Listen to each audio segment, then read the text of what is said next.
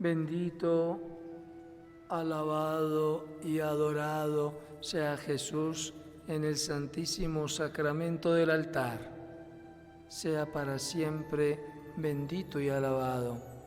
Bendito, alabado y adorado sea Jesús en el Santísimo Sacramento del altar. Sea para siempre bendito y alabado. Hermanos y hermanas, muy buenos días. Estamos ya en este segundo día del inicio de otra semana, la tercera semana del tiempo pascual.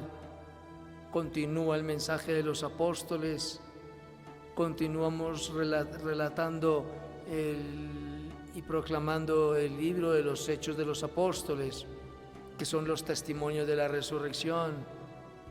Continuamos en el evangelista San Juan, en su capítulo 6, el mensaje del Señor que inicia precisamente en su capítulo 6 con la multiplicación de los panes. Ya lo veíamos trayendo. El capítulo 6 es espectacular porque habla en enseñanza acerca del pan de la vida, que es la Eucaristía. Ojalá muchos hombres y mujeres entendieran el valor de la Eucaristía. Pero detengámonos entonces en el momento particular. Hechos de los Apóstoles. Los Hechos de los Apóstoles, ya en su capítulo 6, continúa el testimonio de la resurrección. Y entonces antes era con Pedro y Juan que los procesaron, que los llevaron, que los encarcelaron. Ahora cogieron a Esteban, el pobre, haciendo eco de que él indefenso en medio de esa raza de víboras, que daba testimonio del Señor con valentía y con fuerza. Entonces lo cogieron, lo procesaron, le hicieron comparecer ante ellos. Él daba testimonio, ellos negaban ese testimonio. Esteban seguía con valentía. Esteban no le tenía miedo ni le tenía temor absolutamente a nada. A Esteban lo procesaron, lo llamaron a cuentas, como a todo buen creyente en su momento. Lo llamaron a cuentas contra el mensaje que estaba dando, contra el testimonio que estaba experimentando. Y no les importaron a los ancianos, a los sumos sacerdotes, que había algo nuevo y una realidad que se estaba manifestando, pero simplemente no querían que se manifestara. No querían que eso progresara. Para ellos no querían que el cuento siguiera, pero no era un cuento, es la realidad. Como decía alguno de ellos en la semana pasada en la liturgia que reflexionamos, no peleemos contra Dios. Si esto es de hombres, esto se acaba. Pero si no nos exponemos a pelear contra Dios y nos vamos a estrellar, pues estrellaban los testigos de Dios, pero a Dios mismo no eran capaces de estrellarlo, lo que implica que seguían empecinados en sus realidades. Lo acusaban de estar hablando contra la ley, contra el Estado, contra los mandatos, contra Moisés, porque estaba dando razón del testimonio nuevo. A ver, después de Jesús, todo lo antiguo, todo lo anterior ya era pasado. Ya no es que la ley no contara, la ley contaba, porque Jesús dice: yo he venido a darle cumplimiento a la ley. ¿A la ley de quién? A la ley de Moisés. ¿A la ley de quién? A la ley y palabra de los profetas. Yo he venido a darle su cumplimiento, y en Él se cumple todo. En Él se cumple todo, porque Él es la realidad del Nuevo Testamento, que como mensaje recoge todo lo proféticamente anunciado. Todas las promesas anunciadas las recoge Él. Por eso dice: yo he venido a darle cumplimiento a la ley. Y hay del que incumpla la ley o la enseñe mal, dice el Señor. Ay del que lo haga. ¿Por qué?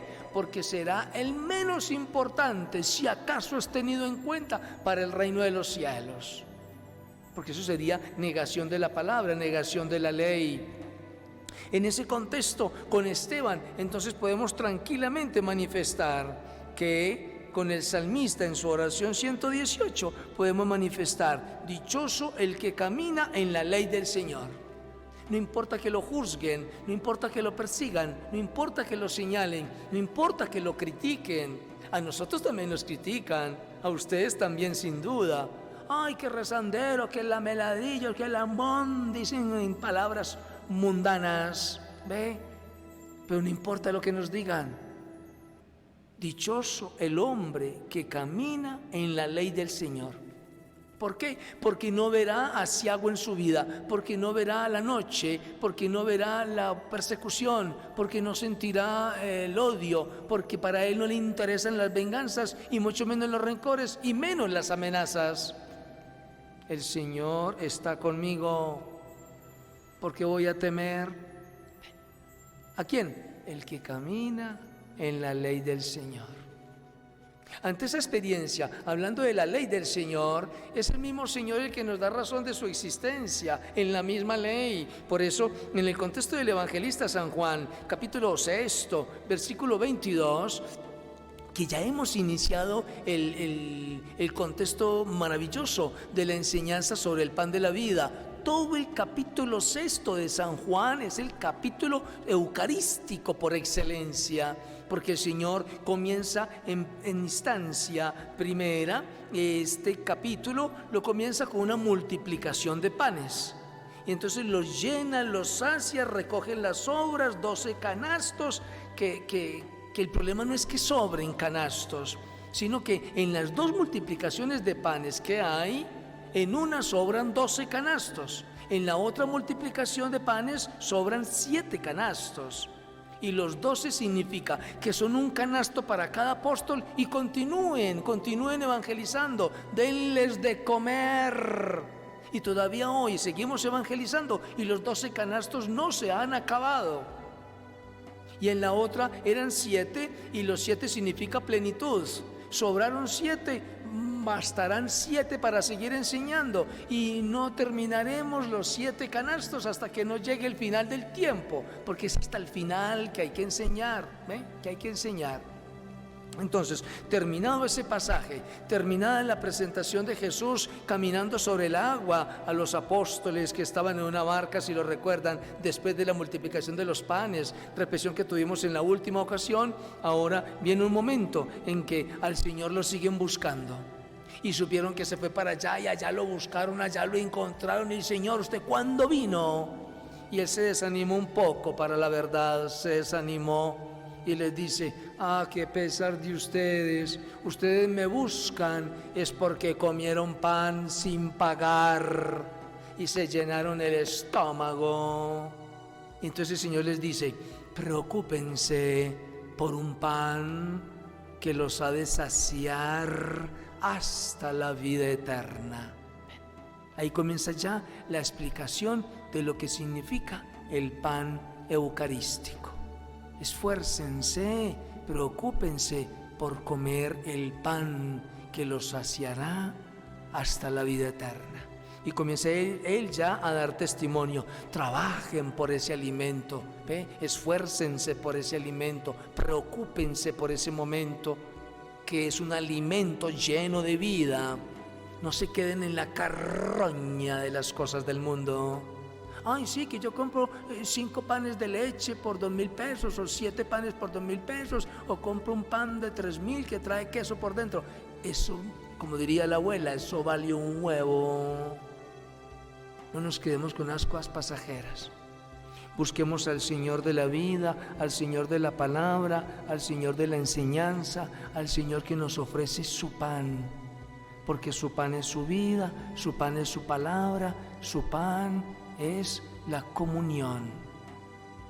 Señor, danos siempre de este pan para que nunca sintamos hambre, y danos de beber de tu sangre para que nunca más sintamos sed.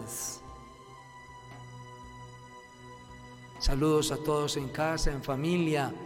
Un saludo especial para las familias de los amiguitos nuestros, 80 familias que tenemos en la Fundación Ángel Guardián, que con frecuencia nos están siguiendo en este contexto de enseñanza, de palabra y de alimento. Saludos a todos ustedes, padres, madres de familia, niños y niñas, jovencitos y algunos que forman parte de esta fundación. No nos desanimemos, hay que comer el pan de la vida, que es el pan de la Eucaristía. Que tengan buen día.